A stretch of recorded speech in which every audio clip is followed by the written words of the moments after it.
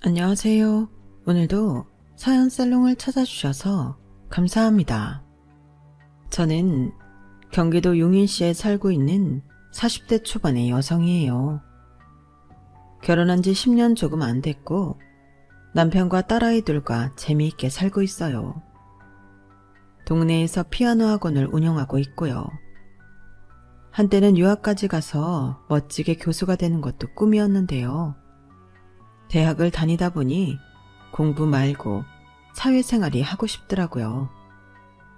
그래서 4학년 2학기 때 전까지 유학 준비하던 걸 접고 뒤늦게 취직을 해 공부를 시작했어요. 여러 군데에 이력서를 냈는데 생각지도 않은 미술관에서 연락이 와 바로 면접을 보고 사회생활에 뛰어들었어요. 그러다가 모기업에 다니는 동갑내기 남편을 만나게 됐고 첫 아이를 낳을 무렵에는 퇴사를 했네요. 그러다가 큰 아이를 낳고 돌이 되기 좀 전부터 피아노 학원을 시작했어요. 친정 엄마가 아이를 봐준다고 하셔서 그건 믿고 저질렀는데 지금까지 하게 됐어요. 아이를 키워서 그런지 학원에 오는 애들을 보면 더 잘해주고 싶고 잘 가르치고 싶은 마음에 정성껏 레슨하고 대했는데 그게 입소문이 잘 났던 것도 있어요. 결혼 생활을 하다 보니 싱글일 때 꿈꿔왔던 것과 다른 게 참 많더라고요. 생각보다 좋지 않은 날이 더 많았던 것 같기도 하고요. 남편도 내 마음 같지 않은 게 힘들 때도 있었어요. 지금도 남편한테 섭섭함을 느끼기도 하고 남편도 저한테 서운하다고 따지기도 해요. 그럼에도 저희는 서로에 대한 신뢰가 있어요. 믿을 만한 사람이라는 거, 남한테 해를 끼치지 않는다는 거. 늘 내 마음처럼 해주지는 않아도 좋은 사람이라는 거, 뭐 그렇네요. 남편도 저를 이 정도로만 생각해줘도 바랄 게 없을 것 같아요. 시부모님들은 결혼 전이나 후나 별반 다르지 않았어요. 딱히 저를 좋아하는 것 같지도 않았지만 그렇다고 싫은 티를 내시거나 말도 안 되는 소리를 하신 적도 없었고요. 그냥저냥 남들처럼 평범하게 살아가던 저희는 결혼하고 3년째 됐을 때 많은 변화를 겪게 되었죠. 그때가 저희 큰딸이 돌이 좀 지났을 때인데요. 시동생이 결혼을 하게 됐거든요. 동서는 깜찍하고 귀여운 느낌의 외모였어요. 시동생은 엔터테인먼트 쪽에서 일을 해서 그런지 외모를 많이 따지는 편이었고 자기가 좋아하는 스타일이 확실했어요. 남편하고 저는 상견례에서 돌아와 아주 딱 지 마음에 드는 얼굴을 고른 것 같다고 얘기하며 웃었던 기억이 나네요. 저보다 5살 아래인 동서는 서방님보다는 3살 아래였어요. 서방님은 동서를 꽤나 어린애 대하듯 했고 동서도 그걸 좋아하는 것 같더군요. 그저 귀엽고 조금은 철딱서니도 없어 보인다 싶었을 뿐 크게 이상하다는 느낌을 받지 못했어요. 그런 말이 있죠. 사람 속은 정말 모른다고요. 겉으로만 봐서는 알 수 없다고요. 동서가 딱 그런 사람이었어요. 결혼하고 1~2달 지나고 나니 서서히 처음과는 다른 모습을 보이더군요. 시작은 시어머니가 제삿날 부르셨을 때였어요. 서방님 부부가 결혼하고 처음 시댁에 왔을 때 동서하고 약속했던 게 있었어요. 동서, 2달 있으면 제사가 있어. 시할아버지 제사인데 어머님이 동서랑 나랑 역할 분담을 했으면 좋겠다고 하셨어. 정말요? 제가 어머니한테 물어봐도 되죠? 어머니, 형님한테 저랑 제사 때 역할 분담하라고 하셨어요? 내가 그렇게 말했다. 큰애 보고 상의하라고 했지. 제사 말고 명절 같은 것도 2사람이 의논해서 분담하면 좋겠어. 그래야 서로 의안상하지. 어머니, 근데 형님이 분담하시면 아무래도 제가 하라는 대로 할 수밖에 없잖아요. 그럼 저한테 일감이 더 많이 떨어질 수도 있는데 뭐라고 말하기도 그렇고요. 그냥 어머님이 정해주세요. 그럼 저도 불만 없이 할 수 있을 것 같은데요. 동서, 내가 분담하면 무조건 동서한테 일을 떠넘길 거라고 생각한 거야? 이건 서로 의논해서 정하는 건데 왜 나를 이상한 사람 만들어? 아니, 아무리 의논한다고 해도 저는 형님 말을 따를 수밖에 없지 않나요? 그래서 어머님이 해주셨으면 좋겠다는 건데 제가 잘못 말한 거예요? 아이고, 그래 알았다. 정하기도 전에 말 나오는 거 보니 어쩔 수가 없네. 그럼 작은 애는 아직 우리 집 입맛도 잘 모르고 부엌도 낯설 테니까 장을 봐오는 건 둘째가 전담해라. 음식은 나랑 큰애가 같이 하마.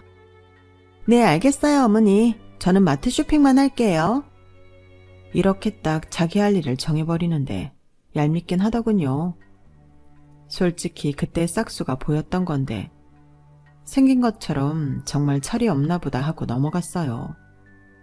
저도 같은 며느리 입장이니 시댁 일이라는 게 하기 싫은 게 사실이라는 걸 잘 알고 있었고요. 나이도 5살이나 어린데 그만큼 밥 많이 먹은 내가 이해하고 넘어가자 했네요. 너무 예민하게 받아들이지 않으려고 한 거죠. 그런데 막상 시할아버지 제삿날이 다가오자 동서는 딴소리를 하더군요. 동서는 점심시간에 저한테 전화를 해서 한숨부터 쉬며 말을 시작했어요. 형님, 이거 제가 장을 다 보는 거요. 진짜 제가 다 해요? 어머니랑 다 얘기된 거 아니었어? 아니, 근데 아무리 그렇게 말씀을 하셨어도 저는 일반 직장 다니는 사람인데 이걸 다 주문할 생각을 하니 좀 저한테 너무한다 싶어서요. 동서, 음식 만드는 건 쉬운 줄 알아? 동서는 음식 안 하기로 했잖아. 그래도 형님은 어머니랑 같이 하시는 거잖아요. 아무리 생각해도 이거 제가 덤튀기 쓰는 것 같고 저는 직장 생활을 해야 하는 사람인데 오늘도 일하다 말고 나간다는 게 참 그러네요. 회사의 눈치도 보이고요. 여기까지 들은 저는 점점 짜증이 나기 시작했어요. 그래도 마음을 다스리고 차분하게 물어봤죠.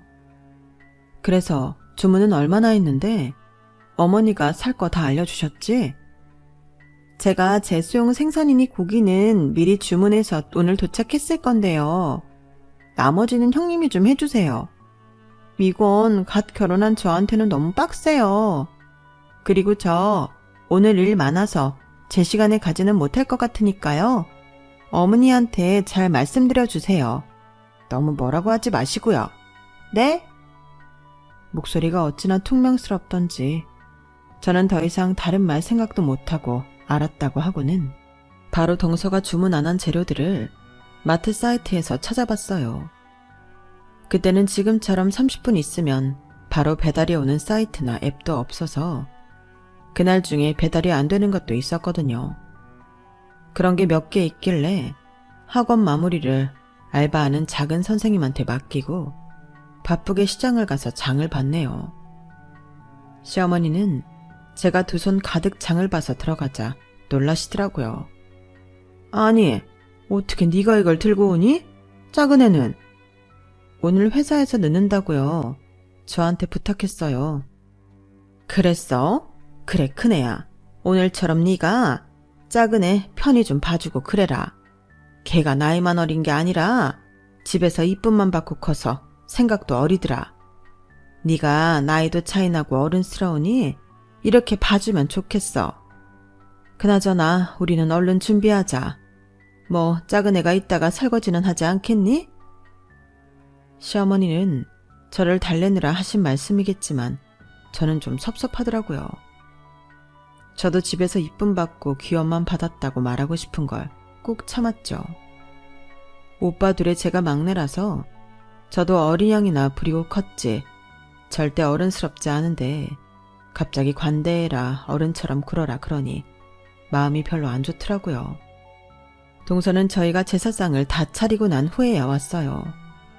정말 손 하나 까딱 안 하고 서방님 옆에 앉아서 자기가 하루 종일 얼마나 힘들었는지 애기 같은 목소리로 하소연하다가 차려주는 밥 먹고 과일 먹더니 너무 피곤해서 못 있겠다고 가버리더라고요. 제가 열받아서 입 딱 다물고 있으니 시아버지는 제 눈치를 보며 말씀하셨어요. 설거지는 남은 남자들 둘이 해라. 여자들은 하루 종일 음식장만 하고 장보고 보통 힘들었는 줄 알아? 그런데 평소에는 안 그러시던 시어머니가 딱 잘라서 이러더라고요. 아유, 아니에요. 무슨 제삿날 남자들이 일을 해. 큰애야, 설거지는 네가 좀 맡아서 하자.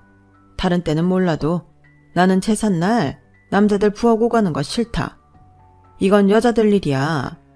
둘째가 저렇게 피곤하다며 집에 먼저 갔는데 어쩌겠니? 너는 그래도 12시에 나가서 오전에 좀 쉴 수 있잖아. 네, 알겠어요, 어머니. 그런데 어머니, 저도 학원이 제 직장이에요. 애들 상대하고 부모님 상대하는 것도 에너지 많이 들어가는 일이라고요. 그건 좀 알아주셨으면 좋겠네요.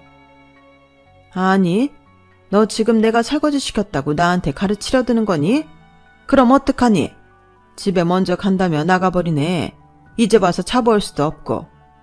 큰 사람이 이럴 때 아령을 베풀어야지.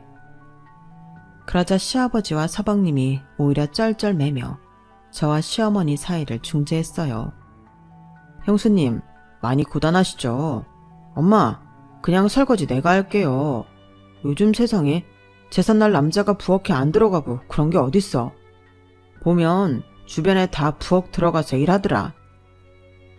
맞아. 당신 다른 건 안 그러면서 명절이나 제사 같은 건 사고방식이 너무 고루해. 큰애야, 걱정 말고 쉬거라. 성호가 설거지 한다잖냐.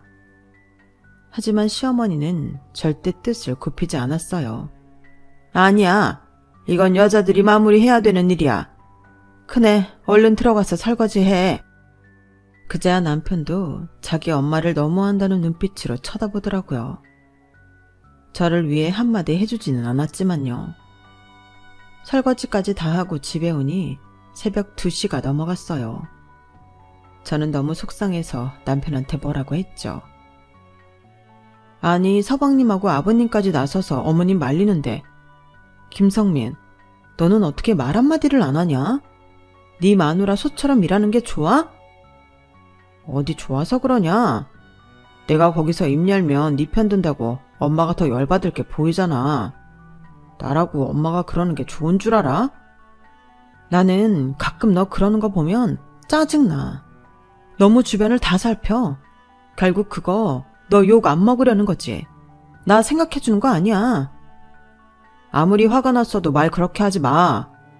내가 왜 나만 생각하겠어? 시끄러워져서 좋을 게 뭐 있다고 그래. 나는 좀 시끄러워졌으면 좋겠어. 날 위해서 그렇게도 못해? 그렇게 티격태격 다투다가 둘 다 동틀 때까지 잠 못 들었고 남편은 그대로 출근을 해버렸어요. 잠 한 잠 못 자고 나가는 남편이 안쓰럽고 좀 미안한 마음도 들었지만 저도 너무 속상해서 출근길에 뭐라도 사 먹으라는 문자도 안 보냈네요. 그날 오후 남편은 저한테 문자를 보냈어요.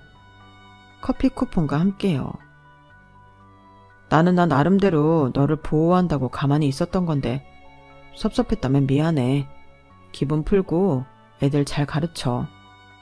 직접적인 표현은 잘 못해도 문자로라도 늘 미안하다는 말을 먼저 해주는 남편이었어요. 그러니까 살았지. 안 그러고 끝까지 자기만 잘났다고 했다면 저희 사이도 나빠졌을 거예요. 저도 너무 속상해서 그랬다며 미안하다고 했고 그렇게 잘 넘어갔네요. 하지만 동서는 그 뒤로 점점 더 이기적인 모습을 보였어요. 제사일이 있고서 두어 달쯤 후에 추석이었거든요. 추석을 앞두고 몇 주 전 시댁에 다 같이 모였을 때 동서가 말했어요. 어머님, 아버님, 저희가 결혼하고 첫 명절이기는 한데 성우 오빠 휴가 내기 어려운 거 아시죠? 그런데 웬일로 추석 연휴에 그냥 다 쉬라고 했대요. 그래서 제가 일본 여행 예약했어요. 저 이렇게 오빠랑 명절 연휴 같이 있는 거 앞으로 없을지도 몰라요. 이번 추석에는 저희 여행 다녀올게요. 친정에도 얘기했는데 그러라고 하셨어요. 네? 시어머니랑 시아버지는 잠시 당황하시는 것 같더니 알겠다고 하셨어요. 뭐 예약 다 해놨다는데 어쩌겠어요. 서방님이 연예기획사에 다니다 보니 명절이 더 바쁠 때가 많다는 걸 두 분도 잘 알고 계시니 이해해 주시는 거였죠. 저랑 남편도 그랬고요. 근데 저희가 집에 갈 쯤에 시아버지가 그제야 생각났다며 말씀하셨어요. 아이고, 내가 깜빡했다. 이번에 큰집에서 다 모이기로 했어. 니들 큰아버지가 아프시잖냐. 마지막이 될지도 모른다고 너희 데리고 간다고 했는데 어떻게 시간 조정이 안 되겠냐? 어머, 맞네. 그랬지. 어떻게 나도 이렇게 까맣게 잊고 있었지? 니네한테 말한다는 게 얘기하느라 잊어버리고 있었다. 둘째야, 어떻게 좀 해봐라. 아프신데도 니네 결혼식 때 도움도 많이 주셨잖니. 그러자 동서는 입을 삐죽삐죽 하더니 여행 예약 변경이 되는지 알아보겠다고 하더라고요. 그리고 추석이 코앞에 닥칠 때까지 별말이 없는 것 같더군요. 저도 학원 일이 있는지라 가끔 동선의 생각이 나도 곧 잊어버리게 되고 아이 키우고 일하고 남편 챙기느라 바빴죠. 그러다가 시어머니가 큰집 인사갈 선물 준비는 잘 됐는지 물어보셔서 동서한테 연락을 했어요. 서방님네랑 돈 반반씩 하기로 했었거든요. 결제는 저희 남편 카드로 먼저 했기 때문에 선물 찾아오는 건 동서네가 하기로 했었어요. 택배로 보내도 됐지만 저희가 직접 들고 가는 게 좋을 것 같아서 미리 예약해놓고 찾으러 가기로 한 거였죠. 그래서 동서한테 전화를 했는데 연락이 안 되더라고요. 몇 번을 해도 전화통화가 안 돼서 문자 남기고 기다렸어요. 그랬더니 한참 만에 서방님한테서 전화가 오더라고요. 그런데 전화를 한 서방님 목소리가 꽤나 당황한 것처럼 들렸어요. 형수님, 저희 지금 일본인데요. 하루 종일 돌아다니다가 이제 숙소 들어왔거든요. 미나 핸드폰 문자 보고 깜짝 놀랐어요. 미나가 형수님한테 얘기했다던데 얘기 안 된 거예요? 일본이라고요? 원래 가도 내일 모레 가는 거 아니었어요?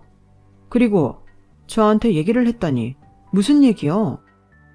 그렇게 서로 무슨 말인지 몰라 어리둥절하고 있는데 샤워를 마친 동서가 나왔다며 서방님이 동서와 얘기를 해본다고 하고 전화를 끊었어요. 저는 선물을 찾기 위해 백화점으로 가면서 전화를 기다렸고 10분쯤 후에 다시 연락이 왔어요. 그런데 정말 황당한 얘기를 하는 거였어요. 미나가 예약 변경하다가 실수로 2일 전에 떠나는 걸로 해놓고 취소 못했대요. 그거 형수님한테 문자 보내서 알아서 해달라고 했다는데요? 저한테 문자를 보냈다고요? 저는 그런 문자 받은 적 없는데. 예약 변경을 실수로 2일 먼저 떠나는 걸로 바꿨다가 취소 못했다는 것도 말이 안 되는데 저한테 보낸 적이 없는 문자를 보냈다뇨. 속이 빤히 들여다 보이지만 눈앞에 있지도 않은 사람하고 싸울 수도 없고 정말 복장이 터지겠더라고요. 형수님, 이왕 저희 이렇게 됐는데 지금 돌아갈 수도 없고요. 죄송한데 이번만 좀 어떻게 해주세요. 저도 다음부터는 미나가 형수님하고 약속한 거 어떻게 하는지 체크할게요. 네? 서방님이 이렇게 말하는데 더는 뭐라고 할 말이 없었어요. 제가 당장 일본까지 가서 붙잡고 올 수도 없는 노릇이었고요. 그렇게 혼자 선물을 찾아놓고 시어머니한테 전화를 했는데 시어머니가 먼저 뜻밖의 말씀을 하시더라고요. 예, 나 둘째한테서 전화 받았다. 너한테 문자로 일이 이렇게 됐다고 미안하다고 100번 1000번 사죄했다는데? 너는 왜 그걸 말 안 했니? 어머니, 저는 문자를 못 받았어요. 그런 문자 받으면 진작에 말씀드렸죠. 시어머니는 잠시 침묵하더니 이렇게 말씀하셨어요. 예, 나는 니들 둘 다 똑같이 생각해. 설마 어리고 예쁜 며느리가 들어왔다고 내가 너를 전하고 다르게 대하겠니? 그러니 다시는 이런 식으로 할 생각 하지 마라. 내일 모레 큰 집에서 보자. 정말 황당하고 어이없고 억울해서 말이 안 나오더라고요. 학원에서 애들을 어떻게 가르쳤는지 기억도 안 나고 하루 종일 얼빠진 사람처럼 있다가 집에 왔어요. 아무 말 없이 가라앉은 제가 이상했는지 남편은 제 눈치를 보다가 밤 늦게야 겨우 말을 붙였어요. 무슨 일이 있었냐고요. 저는 남편 목소리를 듣자 갑자기 눈물부터 났어요. 남편은 그런 제 모습을 처음 봐서 너무 놀라 어쩔 줄 몰라 하더군요. 그렇게 저는 하루 종일 있었던 일을 말했고 제 핸드폰도 보여줬어요. 문자를 받은 적이 없다고요. 진짜 나 삭제한 것도 아니야. 정말 받은 적이 없어. 맹세해. 남편은 그 말을 듣고 얼굴이 험악하게 굳더라고요. 아무튼 자기라도 진실을 알고 있으니 너무 속상해하지 말라며 위로를 해줬어요. 그리고 추석에 큰 집에 갔을 때 저는 시어머니를 보고 웃으며 인사가 되지 않더라고요. 시어머니도 시아버지도 저나 남편이 이상한 걸 눈치챘는지 필요한 말 외에는 시키지 않았어요. 그렇게 큰 집에 다녀와서 잠깐 시댁에 들렀어요. 제가 화장실에 갔다가 나오는데 안방에서 남편과 시어머니가 얘기하는 소리가 들리더라고요. 남편은 정중하지만 꽤 단호한 목소리로 말했어요. 엄마도 재수씨 말한 것만 믿는 거잖아요. 재수씨 핸드폰은 봤어요? 문자 보냈는지 확인한 거 아닌데 왜 재수씨 말만 믿어요? 아니, 내가 누구 말만 믿고 그런 게 아니라... 됐다. 그래, 늙은이가 뭘 그리 잘못했다고 그러니? 첫째가 잘했으면 이런 일 없었을 거 아니냐? 저는 집에 올 때까지 두 사람 대화를 들은 걸 못 들은 척 했어요. 그리고 나중에야 남편한테 고맙다고 하고 앞으로는 제가 알아서 하겠다고 했네요. 그 알아서 하겠다는 건 그냥 제가 일을 다 하는 거였어요. 일본에서 온 동서는 결국 문자를 보냈는지 확인은 해주지 않았고 통신 오류로 날아간 모양이라고만 하더군요. 저는 잠자코 아무 말도 하지 않았어요. 그 뒤로는 동서한테 아무 일도 안 맡기고 저 혼자 다 했고요. 동서는 항상 회사 일이니 친정 일이니 핑계를 대며 시댁일에 제대로 참석하지 않았고 김장이며 제사상 차리는 것도 빠지기 일쑤였어요. 저는 아무 말도 하지 않았네요. 어차피 한마디 해봤자 저만 손해보니까요. 시어머니는 제가 첫째니까 알아서 하는 거 잘하는 거라 하시더군요. 동서가 어버이날에 손수건이나 스카프 같은 선물 사오면 특별한 거라도 받은 것처럼 동네방네 소문내며 좋아하셨고요. 솔직히 많이 섭섭했어요. 시어머니가 싫은 건 아니었지만 이런 식으로 첫째, 둘째 차이를 두는 건 별로였어요. 그러고 보면 아들들한테도 그런 것 같더라고요. 남편한테는 큰애니까 뭐든 책임지라는 식이었고 서방님은 뭘 해도 안쓰러워하고 걱정하셨고요. 이런 상황이니 저는 갈수록 시어머니를 대면대면 하게 됐고 저희 아이들을 예뻐해 주셔도 별 감흥이 없었어요. 자기 손주들이니 예쁘다고 하겠지 그 정도였어요. 그렇게 시간이 지나고 저희 아이가 둘이 될 동안 남편은 승진을 거듭해서 젊은 나이에 부장이 됐어요. 이럴수록 퇴직 날짜만 빨라지는 거라고 좋아할 일 아니라고 했지만 저는 남편이 꽤 유능하고 회사 내에서 관계도 잘하는 걸 알았기 때문에 너무 자랑스러웠어요. 시아버지도 남편을 자랑스러워 하셨죠. 하지만 시어머니는 무덤덤 하시더라고요. 성민이는 원래 그랬어. 그냥 혼자 둬도 다 차례. 사막에 떨어뜨려 놔도 살 애가 부장된 게 뭐 대단해. 사장쯤 되고 나서 자랑하든 해야지. 그나저나 우리 성호는 어쩐다니?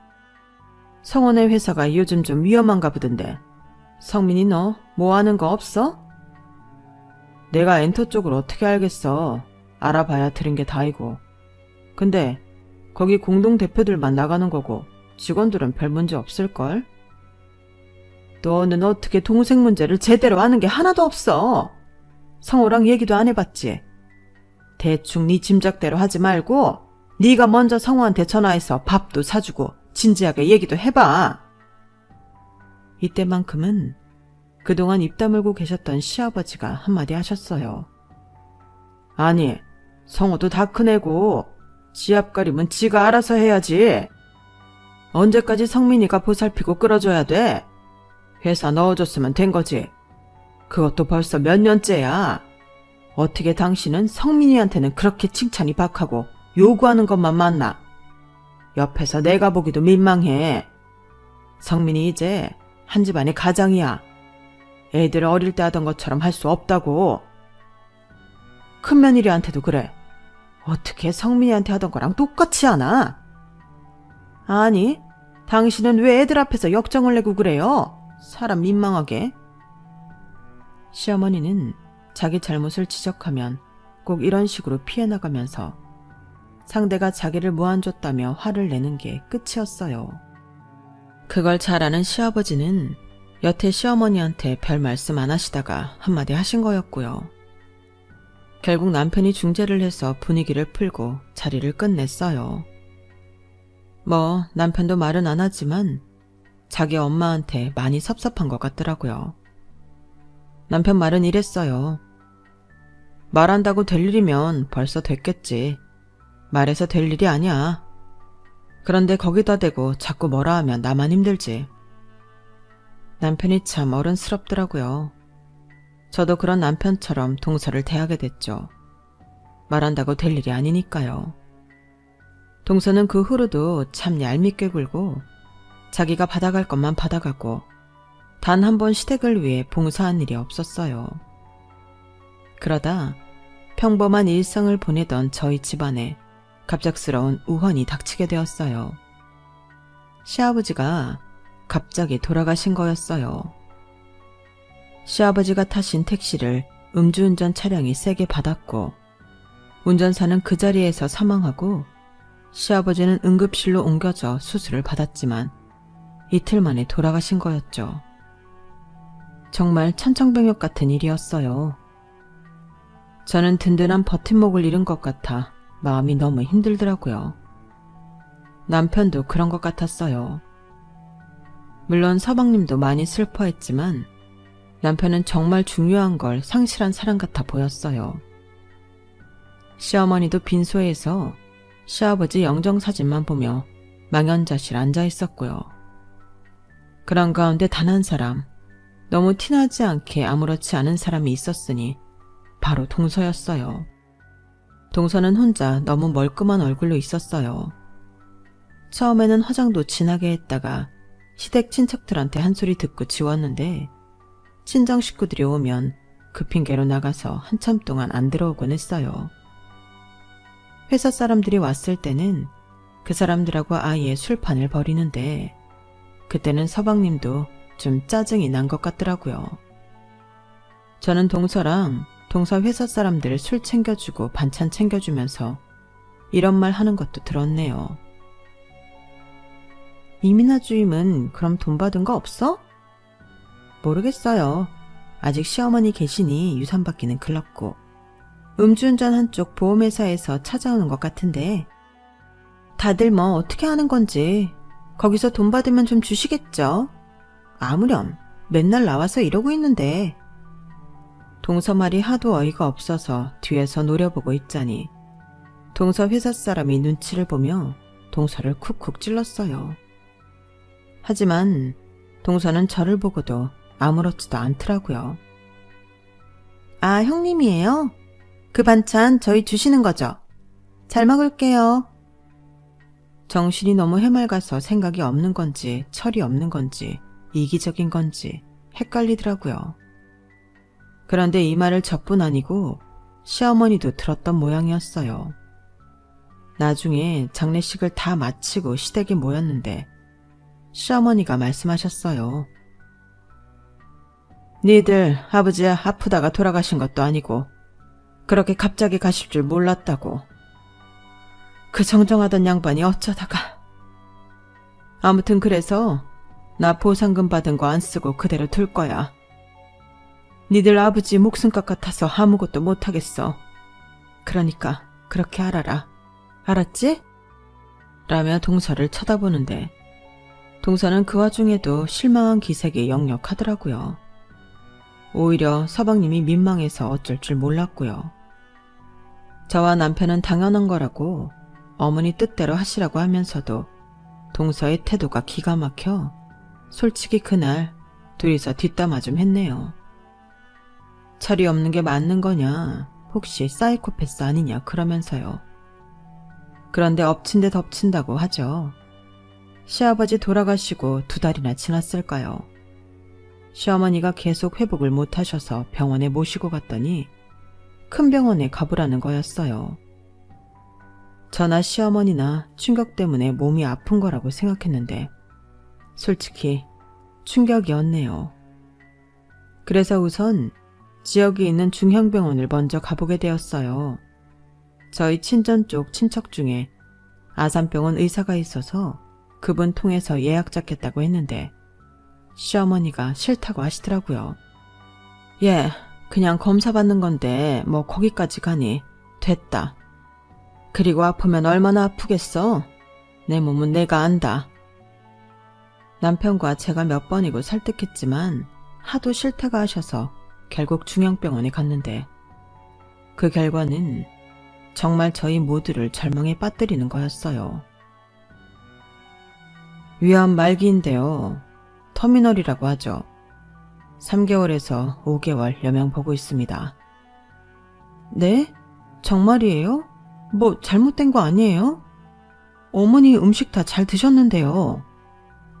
제가 너무 놀라 몇 번이고 다시 확인해 달라고 했고 의사는 난처한 표정으로 저를 보더라고요.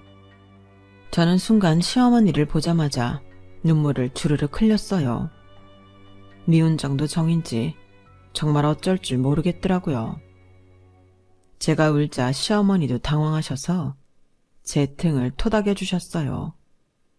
예, 뭘 그렇게 울고 그러니? 나도 멀쩡한데. 괜찮아. 사람 인생 다 그런 거지 뭐. 아니 그래도 이런 게 어딨어요. 저는 남편한테 이 사실을 알리고 하루 종일 멍하게 있었어요. 남편도 충격이 컸는지 말을 못하더라고요. 소식을 들은 서방님도 저희 집에 와서 한참을 울고 갔고요. 엄마 앞에서는 울지 못하겠어. 힘드실까봐. 불효만 한 것 같은데. 2분 다 이렇게 떠나시면 어떡해. 이럴 줄 알았으면 더 잘하는 건데. 그렇게 다들 황망한 시간을 보낸 다음 날이었어요. 남편은 마음이 너무 힘들다며 휴가를 내고 집에 일찍 왔고 저도 평소보다 학원을 일찍 정리하고 들어와 있었어요. 아이들도 엄마 아빠 분위기가 심상치 않다는 걸 아는지 평소처럼 웃고 떠들지 않고 조용하더라고요. 그렇게 있는데 갑자기 전화가 한 통 오더군요. 보니까 동서였어요. 저는 동서랑 오래 통화하고 싶은 마음도 없고 무슨 얘기 들어줄 생각이 없어 그냥 무시했는데 몇 번이고 다시 전화가 오더군요. 귀찮아서 통화 버튼을 누르고 스피커폰으로 했죠. 동서, 왜? 형님, 제가 어제 어머니 시험 보라는 얘기 듣고 오늘 그 동네 부동산에 갔거든요? 뭐? 어딜 가? 스피커폰으로 들리는 통화를 들은 남편도 소파에 누워있다가 벌떡 일어났어요. 부동산이요. 시댁 아파트 얼마나 가는지 물어봤죠. 거기 동네도 좋고 아파트 평수도 좀 되잖아요. 그랬더니 얼마라는 줄 아세요? 20억이래요, 20억. 못 받아도 그렇게는 받는다는 거예요. 남편은 이미 화가 나서 맛이 간 눈이었고 저도 열이 받았어요. 그래서 무슨 말이 하고 싶은 건데? 무슨 말이나뇨. 재산분배죠. 저희 좀 더 받아서 이것저것 처리해도 20억은 나오니까 10억씩. 오케이? 제가 막 뭐라고 하려는데 남편이 옆에서 꽥 소리를 질렀어요. 지금 말 다 했어? 저는 남편이 그렇게 화가 나서 고함치는 모습은 처음 봤네요. 애들도 놀라서 방으로 들어가 버렸고요. 동서는 남편 목소리를 듣더니 놀라서 전화를 끊었어요. 그런데 남편이 바로 밖으로 나가더라고요. 아무래도 뭔 일 나겠다 싶어 저도 얼른 뒤따라 나갔더니 남편이 택시를 잡아 타고 어디론가 가더군요. 저는 차에 올라타 운전해서 택시 뒤를 따라갔어요. 보니까 서방님네 아파트였어요. 이거 무슨 일 나겠구나 싶어서 남편이 올라가고 바로 따라갔어요. 그랬더니 현관문도 열려있고 안에서 뭔가 와장창 깨지는 소리가 나는 거였어요. 동서는 비명을 질렀고요. 제가 현관문을 닫고 들어가니 남편이 거실의 장식장을 다 쓰러뜨리고 화병까지 깨먹었더라고요. 저는 얼른 남편을 부둥켜 안고 말렸어요. 김상민, 여보 진정해, 어? 동서 이런 사람인 거 모른 거 아니잖아. 형님, 아주버님 미쳤나봐요. 어떻게 이럴 수 있어요? 저 경찰 부를 거예요. 불러봐. 나도 할 말 있으니까. 뭐? 엄마 곧 돌아가실 것 같아 다들 충격받았는데 그 와중에 아파트 팔아서 나누자고? 이게 말이야 똥이야. 어떻게 가정교육을 받고 자랐으면 정신상태가 이따위야. 성원아, 네 마누라가 본가 부동산 간 거 알았어 몰랐어? 어제 우리 집에 와서 울던 건 쇼야 뭐야? 나도 몰랐어 형. 안 그래도 그걸로 싸우고 있었다고. 형 한번 화나면 집안 날아가는 거 아는데 내가 왜 거짓말을 해. 진짜야. 남편은 웬만해서는 화를 내지 않는 사람이라 저도 너무 놀랐어요. 나중에 서방님한테 들으니 대학 때도 이렇게 크게 화를 내서 집안 물건이 남아나지 않은 때가 있었다고 하더라고요. 이봐요 이민아 씨. 아무리 인간이 이기적이어도 그렇지 당신 감싸주던 시어머니 아프시다는데 그런 말밖에 못해? 성원 너 잘 들어. 나 니네 집 생활비 대주던 거 더는 못 준다. 이걸로 끝이야. 모자라는 거 네가 알아서 채워. 사실 그동안 남편이 서방님 생활비 모자라는 걸 채워주고 있었어요. 동서가 씀씀이가 해프다 못해 명품을 너무 좋아해서 맨날 사들여서 빚을 꿰졌더라고요. 서방님도 못 버는 건 아닌데 월 200 겨우 받는 동서가 돌을 넘게 돈을 쓰니 아파트 대출금 갚으며 생활비 감당이 안 됐던 거죠. 그걸 들은 동서는 얼굴이 새파래졌어요. 돈을 줬다고요? 아주버님이요? 그런데 왜 안 줘요? 어머, 이런 법이 어딨어요? 여기 있어요. 나는 짐승보다 못한 것하고는 상대 안 합니다. 결국 동서는 저희 앞에서 싹싹 빌었어요. 정말이지 돈 앞에서는 얼마든지 비굴해질 수 있는 여자더라고요. 안 돼요. 저는 돈 없으면 못 살아요. 그것만은 제발요. 네? 형님, 제가 그냥 다 잘못했으니까 아주버님 좀 말려주세요. 동서, 만약에 우리가 원조 끊고 서방님 회사 잘리면 어떡할 거야? 그래도 같이 살 거야? 아우, 상상만 해도 끔찍한 소리를 왜 하세요? 그거야. 그러다 동서는 아차 싶었는지 입을 다물더라고요. 서방님은 완전 황당한 표정으로 동서를 쳐다보기만 했어요. 저희는 동서가 얼마나 속물인지 아주 똑똑히 확인을 했어요. 그 난리를 치르고 난 다음 날, 저와 남편은 시어머니를 설득해서 제발 아산병원에 한 번만 가보자고 했어요. 시어머니도 자기가 시한부라는 게 안 믿기는지 알겠다고 하셨고요.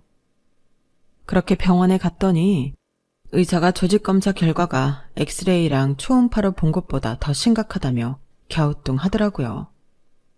그러면서 조직검사를 다시 한번 해보자고 하더군요. 그렇게 나온 결과는 위험은 맞지만 2기였고 수술하고 치료받으면 얼마든지 생존 기간이 5년 이상 될 수 있다고 했어요. 보니까 그전 병원 검사실에서 뭔가 실수를 했나 보더라고요. 이래서 세컨드 오피니언이 중요한 거였어요. 저희는 다 같이 안도의 한숨을 내쉬었죠. 그러더니 시어머니가 저희를 다 부르더라고요. 그리고 이렇게 말씀하셨어요. 둘째 너 앞으로 나한테서 돈 한 푼 받을 생각 하지 마라. 내가 니들 아버지 가실 때만 해도 그냥 좋게 생각하려고 했어. 귀엽다고 예뻐한 며느리한테 갑자기 모질게 굴고 싶지도 않았고. 그런데 이건 아니지 싶다. 나도 다 알아. 니들 난리 났었잖아. 성우, 니네 앞집에 사는 사람들 내 친구 딸내야. 그래서 친구한테 들었어. 우리 집 시세를 알아봤다고? 반으로 나누자고 했다고? 절대 그럴 일 없을 거다. 나 여기서 공개적으로 말하는데 내가 나중에 죽어도 이 집은 오로지 첫째 거야. 성원 너도 거기에 할 말 없을 거야. 알지? 저희도 몰랐는데 그동안 동서는 시어머니한테서도 용돈을 받았더라고요. 아니, 늙으신 부모님 용돈을 줘도 모자랄 판에 돈을 받아갔던 거였죠. 그 말에 동서는 얼굴이 하얗게 질렸고 아무 말도 못하고 돌아갔어요. 그리고 얼마 후 서방님은 이혼 소송을 하기로 했다며 풀이 잔뜩 죽어서 저희 집에 왔어요. 어차피 아이도 안 가졌고 그렇게 아이를 싫어하더라고요. 내가 잠깐 뭐에 홀렸던 것 같아. 동서는 서방님하고 살아도 이제 자기한테 좋을 게 하나도 없다고 생각했는지 이혼을 하겠다고 하다가 자기가 받을 돈이 얼마 없는 걸 알고 소송을 했지만 결과적으로 서방님한테 유일한 판결이 나왔네요. 그게 벌써 6개월쯤 지났어요. 그 소동을 벌이는 새에 시어머니는 수술도 잘 하시고 항암 치료도 잘 받고 계세요. 가끔씩 시골에 내려가 계시다가 올라오시고요. 저는 친정어머니랑 시어머니 모시고 해외여행도 하고 좀 더 마음 내려놓고 살고 있어요. 시아버지 시어머니 돌아가시고 아프신 거 보니까 인생 너무 아등바등 살고 싶지가 않더라고요. 그냥 모두에게 친절하며 행복하게 사는 게 좋을 것 같아요. 남편한테도 너무 일 열심히 하지 말라고 했고요. 그랬더니 남편은 그냥 허허 웃네요. 저희는 지금도 예전처럼 평범히 남들처럼 가끔 싸우기도 하고 화해하며 잘 지내고 있어요. 서방님은 싱글이 되고 나서 일도 더 잘 돼서 지금은 다른 소속사로 옮겨 직급도 올라갔고요. 사람 사이에도 더 잘 맞는 게 있는 것 같아요. 서방님이 아직은 재혼 생각이 없다고 하는데 언젠간 짝을 만나면 또 어떻게 될지 모르죠. 시어머니는 서방님이 재혼하길 바라시니까요. 그럼 제 이야기는 여기서 마칠게요. 끝까지 들어주신 분들 다들 감사드리고 늘 건강하세요. 여러분, 사연 댓글에 응원과 현명한 조언 부탁드려요. 좋아요와 구독은 저에게 큰 힘이 됩니다. 오늘도 좋은 일 가득하세요.